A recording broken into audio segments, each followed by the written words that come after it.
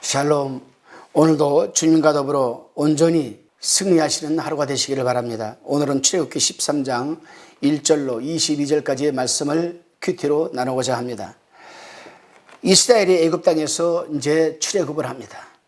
12장 37절과 38절은 이스라엘 자손이 람삿에서 발행하여 숫곳에 이르니 유아 위에 보행하는 장정이 60만 가량이요 중다한 잡족과 양과 소와 심이 많은 생축이 그들과 함께 하였으며 라고 기록하고 있습니다.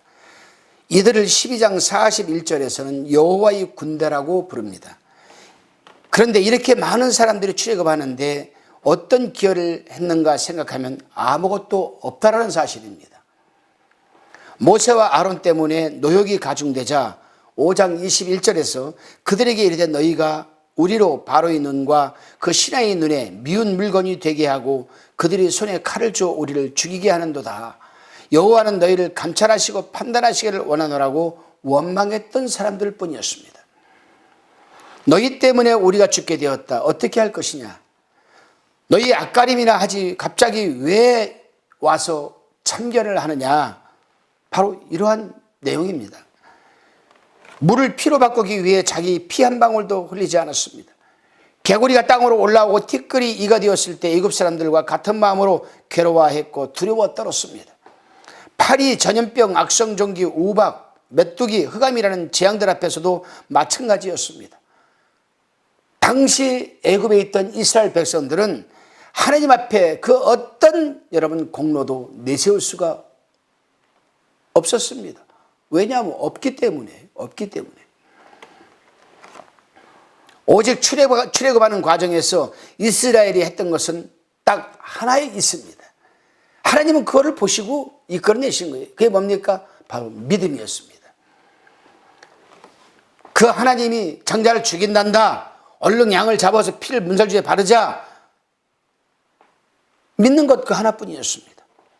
하나님이 12장 7절로부터 10절까지 말씀하신 것, 양을 잡아 피를 문설주와 임방에 바르고 그 고기를 무교병과 쓴 나물과 함께 먹는 것으로 죽음을 피할 수 있으리라는 것을 믿고 실천한 것뿐이었습니다. 그 이외에 하나님을 위해서 이스라엘 백성들이 한 것은 하나도 없습니다. 그리고 지금 나가라 하시니 어디로 가는지도 모르고 길을 따라 나섰습니다. 하지만 하나님께서는 그것만으로 이스라엘을 하나님의 군대라 부르고 계시는 겁니다. 믿음 하나만 보시고 성인 남성이 60만 명이나 되었는데 지금까지 무엇을 한 것이냐 묻지 않습니다. 너희들은 60만 명이나 되는 대군이 있는데 너희들이 지금까지 한 것이 뭐냐? 하나님은 묻지 않으셨습니다. 따지지 않으셨습니다. 그렇습니다, 여러분. 우리는 종종 신앙생활을 하고 하나님의 일을 하면서 어떤 거창한 일을 해야 한다는 부담감을 안고 신앙생활을 하는 사람이 있는 것을 종종 볼 수가 있습니다. 사실 하나님께서 우리에게 요구하시는 것은 굉장히 단순하고 소박합니다. 그것이 무엇입니까? 믿음과 순종입니다. 왜요? 인간이 하나님을 위해서 할 수 있는 일은 단 하나도 없습니다. 하나님의 일은 누가 하십니까? 하나님이 하십니다. 하나님의 일은 하나님이 하십니다. 저는 오늘 요엘서 2장 말씀을 가지고 주일 오전 설교를 했습니다. 거기서 우리는 꿈을 가집시다 라는 제목으로 말씀을 전했습니다. 하나님께서 인간을 쓰실 때 저 인간을 그냥 들어 쓰십니까? 그 인간이 가지고 있는 재능과 능력과 여러분 학력과 학벌과 환경을 가지고 쓰십니까? 아니거든요. 하나님은 인간을 들어 쓰지 않습니다. 그럼 뭘 들어 쓰시느냐? 그 인간이 가지고 있는 하나님을 향하신 꿈을 가지고 하나님은 그 사람을 들어 쓰시는 거예요. 여기에는 학력도 필요 없습니다. 능력도 필요 없습니다. 여기에는 그 사람이 가지고 있는 백그라운드나 환경 필요 없습니다. 하나님은 단순하게 그 사람이 배웠던 못 배웠던 무식하든 약한 사람이든 병든 사람이든 하나님을 향한 꿈 그거 하나만 보시고 하나님은 그 사람을 들어 쓰신다는 사실입니다. 요셉이 그랬습니다. 모세가 그랬습니다. 다윗이 그랬습니다. 여러분, 하나님의 일은 인간이 하는 것이 아니라 하나님이 하시기 때문입니다. 우리가 이 사실을 10분 초마다 우리가 되새길 때 겸손을 배우고 순종을 배울 수가 있는 것입니다. 이를 위해 본 13장은 무교절을 지키라 명하는 1절부터 10절의 말씀으로 시작합니다. 하나님께서는 이스라엘 성인 남성 60만 명의 힘으로 구원을 이룬 것 아님을 기억하라고 하십니다. 9절은 여호와께서 능하신 손으로 너를 애굽에서 인도하여 내셨음이니라고 분명히 말씀하고 계십니다. 우리가 이렇게 보게 되면 제과점에서 만드는 빵이나 호떡 반죽이나 어떤 빵을 굽는 밀가루 반죽으로 보십시오. 빵을 부풀어 오르게 할 때 실제보다 크게 보이도록 하기 위해서 실상은 그 속에 구멍들을 만드는 누룩이 있습니다. 누룩을 넣으면 빵이 이만큼 부풀어 오릅니다. 누룩이 없으면 부풀어 오르지 않습니다. 그런데 이스라엘 백성은 하나님께서 뭐라고 합니까? 너희가 지금까지 살아온 삶은 다 누룩을 넣은 빵이라는 겁니다. 남들한테 없으면서 있는 척 부풀려 보이고, 능력도 없으면서 능력 있는 척 보이고, 배우지도 못하면서 배운 척 하고 싶어 하고. 한번 생각해 보십시오. 저금통이 2개 있습니다. 돼지 저금통. 하나는 동전 10개 들었습니다. 하나는 동전이 꽉 차 있습니다. 이거를 우리가 맨발로 한번 퉁 차보십시오. 속에 아무것도 없는 동전 몇 개 들은 저금통장은 땡그랑 땡그랑 땡그랑 소리만 요란하게 납니다. 그러나 저 돼지 저금통에 꽉 차 있는 것은 100kg 차면 찬 사람 발가락만 아픕니다. 끄떡하지 않습니다, 여러분. 그래요, 여러분. 하나님께서는 바로 그거예요. 이스라엘 백성들에게 너희는 누른 떡을 넣은 떡을 먹지 말고 라고 하는 말은 뭐냐? 너희들이 지금까지 과대망상으로 부푼 꿈을 갖고 살았지만은 이젠 다 버려라. 누룩을 넣지 않은 순수한 빵을 너희는 무교절에 먹어라. 있는 그대로의 모습을 먹으라는 겁니다. 그렇습니다, 여러분. 우리도 마찬가지입니다. 그리스도 예수 안에서 우리가 밝히 다 드러나 있는 모습, 죄인이면 죄인된 모습으로, 부족하면 부족한 모습으로, 못 배우면 못 배운 모습으로, 능력이 있으면 능력이 있는 모습을 그대로 우리는 여러분 믿음을 갖고 순종하면 하나님께서 꿈을 심어 주십니다. 그 꿈을 우리가 향해 달려갈 때 하나님은 들어 쓰시는 것입니다, 여러분. 아무 공로 없는 자신을 부풀리고 뭔가 있는 것처럼 맛과 향을 더하려고 한다면 어느 누구라도 약속의 땅이 아닌 광야, 즉 이 세상에서 우리는 목숨을 잃고 말 것입니다. 누가 그랬습니까? 애굽에서 출애굽했던 바로 1세대들이 바로 광야에서 다 죽어버리고 말았습니다. 그러나 있는 그들의 모습을 다 드러내었던 누리의 아들 예수와 여호수아와 갈렙을 보십시오. 여호수아는 정통성 있는 유대인 후손입니다. 갈렙은 순수한 혈통을 가진 유대인 출신이 아니었습니다. 갈렙의 이름이 애굽식 이름, 개란 뜻입니다. 갈렙. 그 어머니가 애굽 남자와 결혼해서 낳은 자식이기 때문에. 여호수아와 갈렙을 보십시오. 애굽에서 그렇게 고통스러운 삶을 살았어도 그들은 고통과 불평과 불만하지 않았습니다. 애굽에 나와서도 보십시오, 여러분. 40세 애굽에 나와가지고 애굽에서 여러분 한번 보십시오. 가나안에 들어갔을 때 80세였었습니다. 그러면 애굽에서 나와서 광야에서 살았던 40년 동안의 갈렙의 모습을 보십시오. 불평 불만을 합니까? 안 합니다. 잡족과 섞였습니까? 안 섞였습니다. 불평 불만을 하고 모세와 아론에게 대들었던 사람들은 다 잡족이거나 잡족에 물들었던 사람들이었습니다. 갈렙이 정탐을 하고 돌아와서 보고하는 모습을 들어보십시오. 10명의 이 정탐꾼들은 우리가 가지 말자. 거긴 정말 우리는 가면 죽는다. 안 그렇습니다. 갈렙 보십시오. 하나님이 우리와 함께 하시면 전제입니다. 그들은 우리의 밥이라. 할렐루야. 여기서 갈렙이 하나님이 우리와 함께 하시면 왜 전제를 달았습니까? 이 모습 이대로는 우리가 올라갈 수 없다. 맞다. 이 모습 이대로는 우리가 가면 죽는다. 맞다. 그러나 하나님이 우리와 함께 하시면, 즉 우리가 믿음을 갖고 하나님 말씀에 순종하면 저들은 우리 밥이라는 겁니다. 바로 갈렙은 정확한 정답을 알고 있었습니다. 그래서 그들이 힘을 얻고 하나님 말씀을 믿고 순종해서 요단강을 건너면서 세례를 받고 다시금 가나안 땅에 들어가지 않았습니까, 여러분? 그래요. 오늘 하루도 여러분, 우리는 다른 거 필요 없습니다. 우리의 지식과 지혜와 살아온 삶의 경험, 십자가 아래 다 내려놓으십시오. 오직 우리는 살아계신 하나님의 말씀에 순종하는 것만이 오늘 우리로 승리의 삶을 살아내게 할 것입니다. 본문 11절 16절은 가나안 사람이 땅에 들어가면 태에서 처음 난 것, 이러한 것들을 다 구별해 여호와 하나님께 돌리라고 말씀하고 계십니다. 10가지 재앙 중 마지막이 장자가 죽는 죽음이었습니다. 당시 사회에서 첫 아이는 가문을 이어갈 자로서 현존하는 미래라고 할 수가 있습니다. 그런데 그 아이에게 가축에 처음 난 것들을 제물로 드림을 보여주고 함께함으로 아이가 자신도 하나님께 바쳐진 하나님의 사람으로 여기도록 신앙교육을 해야 된다는 명령이었습니다. 부모가 자녀에게 줘야 하는 것은 집도 자동차도 화려한 결혼식도 직장도 학교도 인맥도 전혀 아닙니다. 헌신이 당연한 삶, 예배의 일상화, 누룩처럼 스스로를 부풀리고 드러내는 자랑스러운 여러분 이 시대에 자신을 밑가지로 여겨 겸손과 성실로 세상을 지탱하는 것이 필요한 시대가 바로 이 시대입니다. 우리는 자녀를 향한 잔소리보다 예배의 삶으로 보여주는 모범이 맞나 한번 돌아봐야 할 것입니다. 요즘 부모들은 부지런히 땀 흘리고 아침부터 저녁까지 먹지도 못하고 쉬지도 못하고 돈을 벌어서 저축해 놨다가 자녀들에게 물려주고 자신은 죽고 맙니다. 어디로 갑니까? 당연히 지옥으로 갑니다. 그래서 부모들은, 이 시대의 부모들은 자녀들을 타락시키는, 조장시키는 선봉장이다라고 과감히 저는 말씀할 수가 있습니다.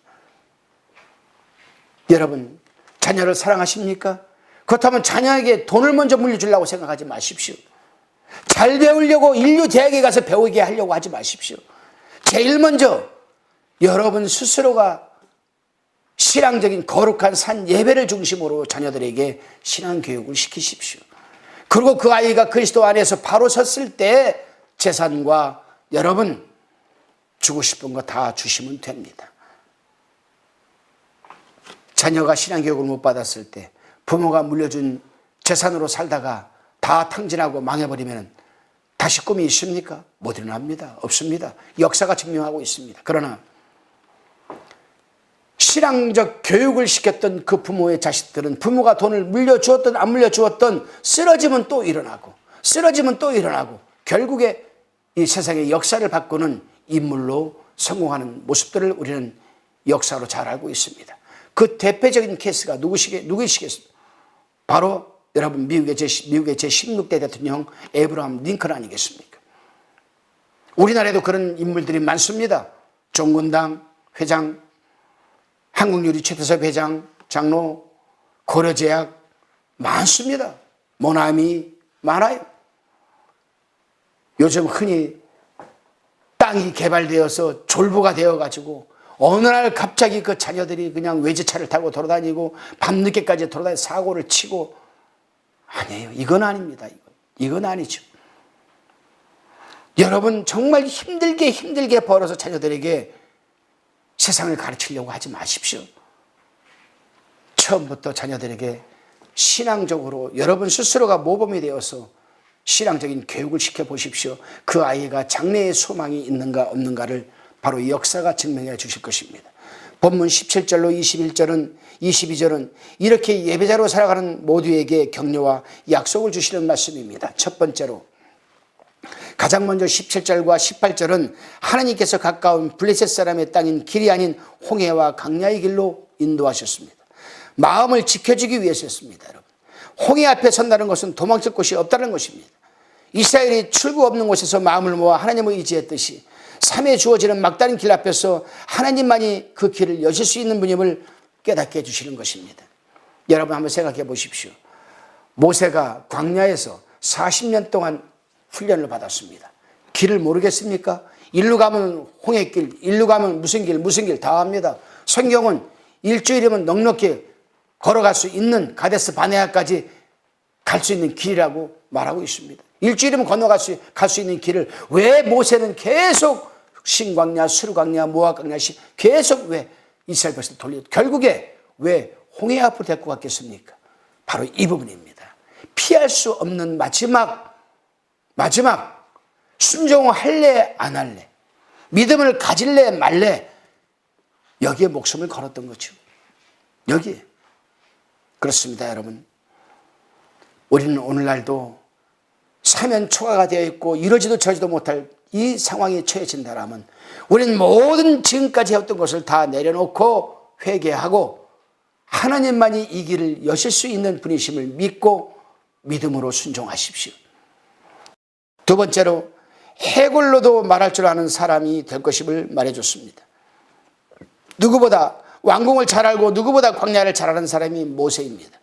이집트의 모든 장자가 주고 아수라장이 된 그때에 무엇이든 마음만 먹으면 가져올 수 있었을 것입니다. 그런데 19절은 모세가 가지고 있던 검침은 요셉의 유골이었다라고 말하고 있습니다.